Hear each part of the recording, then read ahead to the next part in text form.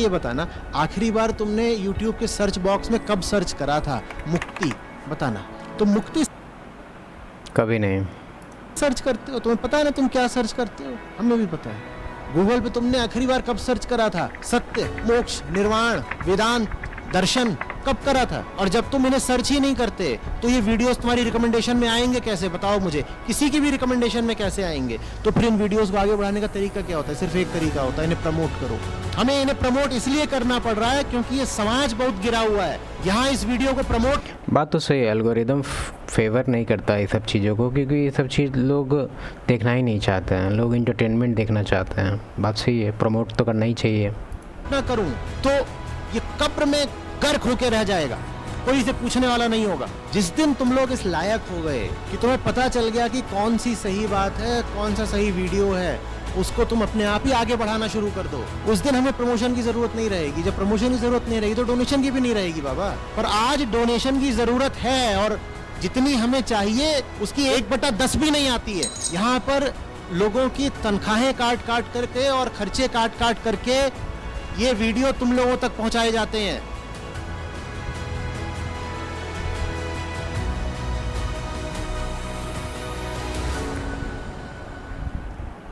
सवाल मैं पूछना नहीं चाह रहा था वीडियो की वजह से। बाल विवाह बंद करवाया गया।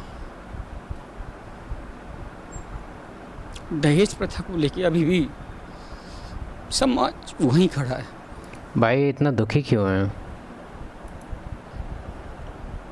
मैं माफ़ करिएगा, मैंने ठान लिया कि मैं दहेज नहीं लूँगा। राजपूत हूँ, पूरा समाज, परिवार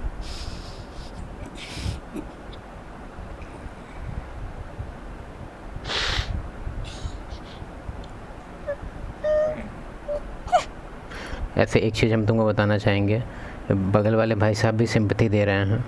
और ऐसे हम अपने बारे में पहले बता देते हैं, 3 चैनल है मेरा, और इस टाइप का रोना धोना लगभग 600-700 आदमी में हम 70-80 को देखे हैं इस तरह से रोते हुए कॉल पे, 1-on-1 कोचिंग पे। और वो मतलब अच्छा नहीं लगता है, लेकिन हम तुमको हाईली रिकमेंड करेंगे कि रोना धोना है वो अकेले का काम है, ठीक है? घर पे बैठ के रो ले। बाहर समाज में रोने से बहुत वीकनेस शो होता है, और हमको पता है ये थोड़ा सा हार्टलेस टाइप का स्टेटमेंट लगेगा, लेकिन एज ए मैन ये तो सर मान लिया जहाँ पे रो रहे हैं इनका कोई आसपास कोई फैमिली नहीं है, इनका बच्चा नहीं है, इनकी वाइफ नहीं है यहाँ पे, लेकिन और अच्छा बात है कि यहाँ ब्लड कर दिया गया है। नहीं तो अगर इनका फैमिली इस तरह से इनको टूटते हुए देखेगा तो हम तुमको गारंटी बताते हैं कि इनका फैमिली क्रम्बल हो जाएगा, ठीक है? बहुत बहुत ज़्यादा असर पड़ता है। तो एज ए मैन मेरे हिसाब से कितना भी दुख है तुमको, चुपचाप पलंग के तर के अंदर घुस जाओ, उसमें जितना रोना है रो ले। रोते हुए तेरे को अगर कोई देख लेगा, सपोर्ट करेगा, इसमें कोई डाउट नहीं है, उस टाइम तेरे आंसू पोंछे जाएंगे, लेकिन उसके बाद तेरा लाइफ जो है थोड़ा सा हार्ड हो जाएगा। क्यों? क्योंकि जिसके सामने तू रो रहा है, जो तेरे कोर फैमिली मेम्बर है, वो थोड़ा सा डर जाते हैं बेसिकली। क्यों? क्योंकि एज ए मैन तुम एक तरह से स्टोन है, ठीक है, जिस पे वो रिलाई कर सकते हैं अपने प्रॉब्लम को लेके। अगर तू ही रोएगा तो बहुत दिक्कत है भाई।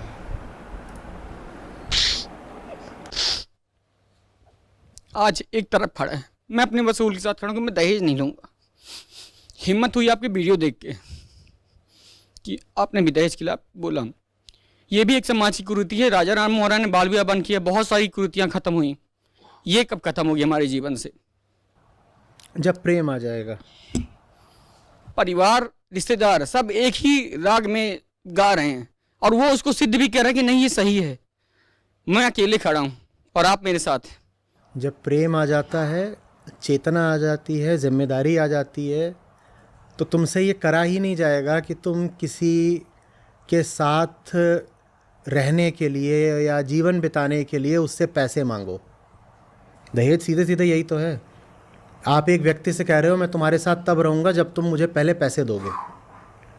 एक्चुअली यहाँ बात थोड़ा सा डीप है, ठीक है? बात थोड़ा सा डीप है।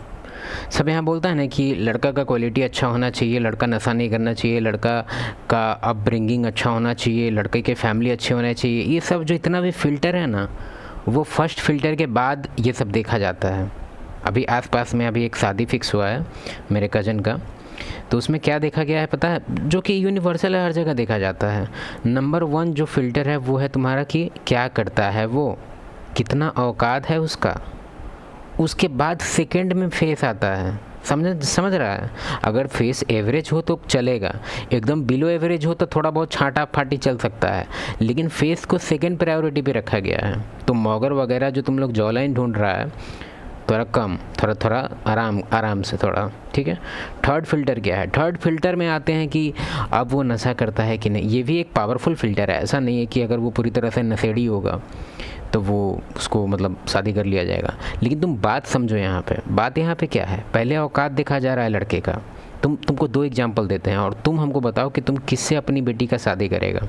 नॉर्मल क्वेश्चन है, इसमें रोने धोने का कोई बात नहीं है। 2 लड़का है, ठीक है। एक लड़का है कि इतना मतलब क्या ही बोले, कलयुग का राम है वो, ठीक है, कलयुग का राम, लेकिन फाइनेंशियली इतना डाउन है कि भीख मांगने का आ सकता है उस पर। मतलब वो खुद का पेट नहीं भर सकता है, रिचार्ज नहीं करवा सकता है, कुछ नहीं कर सकता, ठीक है। और सेकंड में है जो चिमनी है, जिसका अपना बिजनेस है, लाइफस्टाइल एकदम तगड़ा है, फॉर्च्यूनर 5 ठो है, 1 नंबर लाइफस्टाइल, और तुमको पता है कि मेरी बेटी इसके यहाँ रहेगी तो बहुत सुखी रहेगी। अब तुम हमको बताओ, क्या तुम उस राम के साथ भेजोगे अपनी बेटी को, जो भीख मांगेगा, साथ में तुम्हारी बेटी को भी ले जाएगा कि चलो तुम भी भीख मांगो। यहाँ लाइफस्टाइल इस चीज़ को देख के, दहेज एक्चुअली स्कैर्सिटी और इसका है एबंडेंट के बीच का डिफरेंस है। जो बंदे अच्छे हैं वो बहुत बंदे अच्छे हैं, लेकिन सक्सेसफुल बंदे कम हैं, और क्योंकि वो कम हैं इसलिए उनकी वैल्यू ज़्यादा है। तुम खुद सोच के देखो ना, नॉर्मल करेंसी वाला मामला है, डॉलर रुपी कैसे चलता है, बहुत ही बेसिक चीज़ है, इसमें रोने धोने का कोई बात नहीं है। समाज इस तरह से डिज़ाइन है, और इसमें तुम जो मूवी वाला थिंकिंग आ गया है सबका कि हम ऐसा कुछ कर देंगे कि पूरा समाज को हम बदल देंगे। एक हमको एग्जाम्पल याद है, जैसे मूवी में हम लोग देखते हैं कि सच्चाई की हमेशा जीत होती है, ठीक है। वो केस इतना मतलब तुम्हारा यहाँ छुएगा, दिल तुम्हारा रोने लगेगा वो केस देख के। हम उस केस को अच्छे से डिटेल में नहीं बताएंगे, तुम खुद बता लेना, देख लेना, क्योंकि हमको नहीं पढ़ना। वो केस अभी ऑन गोइंग है कि क्या है हमको नहीं पता, और आजकल का पुलिस का है कि ऐसा मामला है कि वो लोग केस छोड़ के मेरे पीछे दौड़ना लग जाएगा। और ये अच्छा बात है, मेन चैनल नहीं है, मेन चैनल में तो रीच अच्छा है, नहीं तो वो तो पुलिस डंटा हम ही को कर देगा। फिर भी हम तुमको केस को कुछ इस तरह से बताते हैं कि हमको कोई पेल ना पाए। तो केस में कुछ ऐसा है कि एक पावरफुल आदमी है, ठीक है, और वो हैरेस कर दे रहा है किसी नॉर्मल मीडियोकर फैमिली के एक बच्ची को, ठीक है। और बच्ची बोले हैं तो एज भी कंसीडर कर लेना अपने हिसाब से। हाँ, उसको हैरेसमेंट कर दिया वो, ठीक है, और कुछ उल्टा पुल्टा कर दिया। अब हम अच्छे से क्लियर बोल भी नहीं सकते, आजकल यूट्यूब थोड़ा स्ट्रिक्ट हो गया है। तुम लोग खुद समझो हम क्या इस बारे में बात कर रहे हैं। बाप को पता चला, बाप तमतमा गया, जो कि तमतमाना चाहिए, ऑब्वियस रिएक्शन है। और वो पूरा पड़ गया पीछे, उसके बड़ा पोस्ट पे था, आईएएस था कि आईपीएस था ये भी नहीं बताएंगे हम। तो फिर क्या हुआ कि आईएएस पे भाई पावर होता, एफआईआर कराने गया, एफआईआर लिख ही नहीं रहा था पुलिस। अब पूरा पीछे पड़ गया, ये अंदर से इसके दिमाग में पूरा था कि सच्चाई की जीत होती है। थोड़ा बहुत कंपनसेट करने के लिए भी तैयार हो गया। ये लोग चाहता तो केस को ख़त्म कर सकता था। हम नहीं कहते हैं कि तुमको ये सब चीज़ का तुम्हारे साथ हो जाए तो तुम छोड़ दो, लेकिन मेरे हिसाब से तुमको ये चीज़ समझना होगा कि तुम मूवी में नहीं जी रहा है कि 1 मैन आर्मी यहाँ पर काम करता है। हम तुमको पूरा केस नहीं बताएंगे, बस तुमको इन रिजल्ट बता देते हैं। इन रिजल्ट क्या हुआ पता है? लड़की ऊपर, उसका भाई ऊपर, उसका बाप, उसके बाप के बारे में हम श्योर नहीं हैं, और वो जो कल्प्रिट था बाहर, ठीक है। तो तुम्हारे अंदर जो मूवी फिलॉसफी चलते रहता है थोड़ा कम, ठीक है, पानी मारो आँख में, ठीक है। ठीक है, जब होश एक सीमा पर पहुंच जाता है, एक तल पर, और जब दूसरे के प्रति शोषण का नहीं प्रेम का भाव होता है, और जब इंसान को अपनी गरिमा की कुछ परवाह होती है, तब ये करना असंभव हो जाता है कि पैसे मांगो, कि मैं तुम्हें अपने घर में तभी आने दूंगा, या मैं तुम्हारे घर में तभी जाऊंगा, या तुम्हें अपनी पत्नी तभी घोषित करूंगा, या तुम्हारे साथ शारीरिक संबंध तभी बनाऊंगा जब मुझे पैसे मिलेंगे। देखो, अब इसमें एक और चीज़ बताना चाहेंगे। जो सक्सेसफुल आदमी है, दहेज कौन ले रहा है?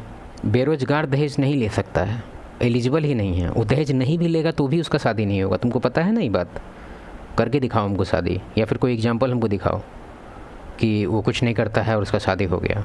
अगर हो भी गया होगा बाई लक, हाँ लक ही बोलेंगे उसको, तो उसके बाद जो उसके फैमिली में जो इशू हो रहा होगा, मेरे वो चाचा हैं, दूर के चाचा हैं थोड़ा, तो उतना हम हेल्प भी नहीं कर सकते। और हेल्प कितना करें, किसी का लाइफ हम सुधार नहीं सकते। वो एजुकेटेड भी नहीं है कि हम उनको अपने चैनल वगैरह का कुछ समझाने के लिए बैठा दें। थोड़ा बहुत हेल्प होता है हम कर देते हैं।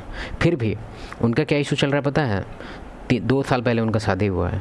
इतना ज़्यादा प्रॉब्लम चल रहा है उनके लाइफ में, इतना ज़्यादा लाइफ का प्रॉब्लम चल रहा है जिसका कोई सोचना दोचना नहीं है। अब तुम सोच के देखो कि जो बेटी का बाप होगा वो कितना पछता रहा होगा कि हाँ ठीक है कि लड़का बहुत सभ्य है, लड़का बहुत संस्कारी है, बहुत गीता पढ़ता है। देखो अब इसमें हम मॉक नहीं कर रहे हैं गीता को, बस हम तुमको बता रहे हैं, क्योंकि गीता हम भी पढ़ चुके हैं। हम मॉक नहीं कर रहे हैं, मेरे पीछे मत पड़ना। हम बस बात बता रहे हैं डिफरेंस, कि यहाँ पे लोग का ह्यूमन नेचर इज़ रियल। इसके पीछे कुछ कुछ किताब है, वो भी पढ़ो तुम। ह्यूमन नेचर रियल है। तो उसका बाप कितना पछता रहा होगा कि भाई कहाँ दे दिए बेटी, उसको 2 टाइम का खाना के लिए परेशानी हो रहा है। तो तुम खुद सोच के देखो, जो उसके पास ऑप्शन है कि हम अपनी बेटी का ऐसा जगह फिक्स कर सकते हैं अपना, उसका शादी, जहाँ पे उसको 2 रोटी का कभी टेंशन नहीं लेना होगा। ठीक है, हमको पहले उसके लिए पेमेंट करना होगा जिसको दहेज बोल रहे हैं, लेकिन हमको बाद में टेंशन तो नहीं रहेगा ना। इसलिए तुम देखना कि प्राइवेट वाले को कम दहेज क्यों मिलता है। मेरे एक भैया हैं, दूर के भैया हैं, उनको मिला है करीबन 7 लाख रुपया, 7 लाख रुपये। ठीक है, वो बैंक में काम करते हैं, लेकिन वो प्राइवेट बैंक है। और उन्हीं का एक वो अपना भाई है, उनका शादी हुआ 35 लाख रुपया, सरकारी बैंक, 35 लाख रुपया। अब तुम हमको बताओ कि क्या डिफरेंस है, क्या ज़्यादा सुंदर है क्या, और बेकार है, और फेस उतना सुंदर नहीं, और मतलब देखा जाए तो पर्सनालिटी वाइज और हर एक चीज़ में अगर नौकरी छोड़ के अगर देखा जाए तो जो 7 लाख जिसको मिला है उसका ज़्यादा वर्थ है। तो उसको 7 लाख क्यों मिला, उसको 35 लाख क्यों नहीं मिला? उसके जॉब की वजह से। उस बाप को पता है कि भाई इसके यहाँ बेटी भेजेंगे, साला इसको जॉब से निकाल दिया तो फिर दिक्कत हो जाएगा। लेकिन 35 लाख वाले को पता है कि हम जॉब से ही निकालेगा भी, तो समझ रहा सरकारी है तो जॉब सिक्योरिटी, उसमें तो अपना फ़ायदा देख रहा है ना बेटी वाला। तुमको क्यों लग रहा है कि बेटी वाले पे अत्याचार हो रहा है? बेटा वाला पे भी तो अत्याचार हो रहा है। यहाँ पे कितना सारा मेरा कुछ फ्रेंड है भाई, 1-2 फ्रेंड है मेरा, वो मिलना नहीं चाहता है, वो किसी से नहीं मिलता है। ऐसा नहीं कि बस मेरे से नहीं मिलता है, वो किसी से नहीं मिलता है। और एक दिन हम फोर्स करके उसके घर पहुंच ही गए पूछने के लिए, क्योंकि हमको डर हो गया कि साला कहीं फेर में है क्या। तो फिर हम पहुंच गए, तो फिर उसका क्या वो डीपली बात बताया, एक क्या बताया पता है? वो बोला कि भाई बहुत पीछे रह गए यार। तो हम बोले मतलब? तो बोला कि अरे यार जैसे यार इतना दिन से तैयारी कर रहे हैं और प्रिपरेशन भी ठीक है, नहीं हो पा रहा है सिलेक्शन, एज बढ़ते जा रहा है, और देखना पूरा सब दोस्त लोग का शादी वादी हो रहा है, कार्ड वगैरह आता है, और रोने लग गया। तुम लोग क्या नटंकी बना के रख दिया है भाई। दोनों एक तरह से लाइफ इज सफरिंग, दोनों के लिए सफरिंग है। तुमको अगर लगता है कि लड़की का बाप ही खाली सफ़र कर रहा है, रो दिया तो फिर अब उसको सिंपैथी देने हम बैठ जाएं, ऐसा कोई बात नहीं है। यहाँ लड़का का बाप भी रो रहा है, हर फैमिली रो रहा है। ठीक है, लाइफ इज़ सफरिंग। अब उसको लेके आप लोग कैसे डिज़ाइन करते हैं अपना लाइफ को, आप पे डिपेंड करता है। ऐसे वीक हो के आप रोने धोने लग जाइएगा, बिल्कुल अच्छा नहीं। और हाँ, ये जो तुम्हारे अंदर थिंकिंग है कि अगर कोई रो रहा है तो एकदम उसका बात ही सही है या उसी का पॉइंट सही है, तो तुम अपने दिमाग से थोड़ा बहुत रैशनल अपने दिमाग को बनाओ। ठीक है, वही रोने धोने का मास्क को हटा के, और तब देखो कि उसके बात में दम है कि नहीं। इनके बात में थोड़ा सा दम है, लेकिन उतना दम नहीं है जितना ही दम दिखा रहे हैं। ये एक तरह की वेश्यावृत्ति है कि नहीं है? पुरुष स्त्री से पैसे मांग रहा है और पैसे लेकर के फिर उससे वो संबंध बना रहा है। हाँ, तो पैसा बहुत लोग हैं कि जो नहीं मांग रहा है पैसा। मेरा जो फ्रेंड जिसका एग्जांपल दिए, उसका अगर कोई शादी करा दे, वो नहीं मांग रहा है पैसा, वो उल्टा पैसा देगा। समझ रहा है? उल्टा वो कहेगा कि हम 2 लाख 5 लाख हम देंगे। करेगा तुम शादी अपनी बेटी का उसके साथ? करेगा? नहीं करेगा। अब तुम हमको बताओ सेल्फिश कौन है इसमें? देखते हैं सर का क्या सॉल्यूशन है इसमें, है ना? लेकिन पूरा पढ़ा लिखा समाज इसमें शामिल। अरे कर रहे हैं, उससे क्या हो जाता है? जो बात है सो है। इतनी बार तो मैंने कहा है ना कि स्त्री पैसा लेकर के पुरुष से संबंध बनाए तो उसको वेश्या बोलते हैं, और पुरुष जब पैसा लेकर के स्त्री से संबंध बनाता है तो उसको दूल्हा बोलते हैं।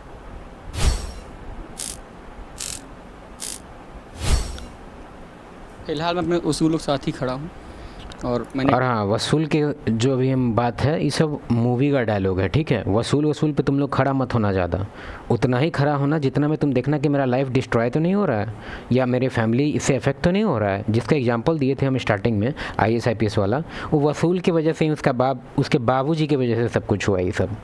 ठीक है, हम समझते हैं कि प्रॉब्लम हो गया था, लेकिन जब उनको थोड़ा सा पता चलने लगा कि हम जिससे पंगा ले रहे हैं वो नॉर्मल इंसान नहीं है, तो थोड़ा सा संभल जाना चाहिए था ना। वो पूरा वसूल करके अब पूरा फैमिली का एल लगवा दिए। अब हम नहीं कह रहे हैं कि अगर तुम्हारे साथ ऐसा कोई केस हो तो तुम डर जाओ, नहीं, थोड़ा स्मार्टनेस को ले आओ। जब तुम देख रहा है कि एकदम अनफेवरेबल फाइट है, तो हम नहीं जीत सकते हैं और इससे बेटर डिसीजन है कि हम नहीं ही लड़े और अपना लाइफ को जितना बचा है उसको हम आगे बढ़ाएं, वो ज़्यादा बेटर है। मूवी में जीना बंद करो तुम लोग। चलो ठीक है, बाय।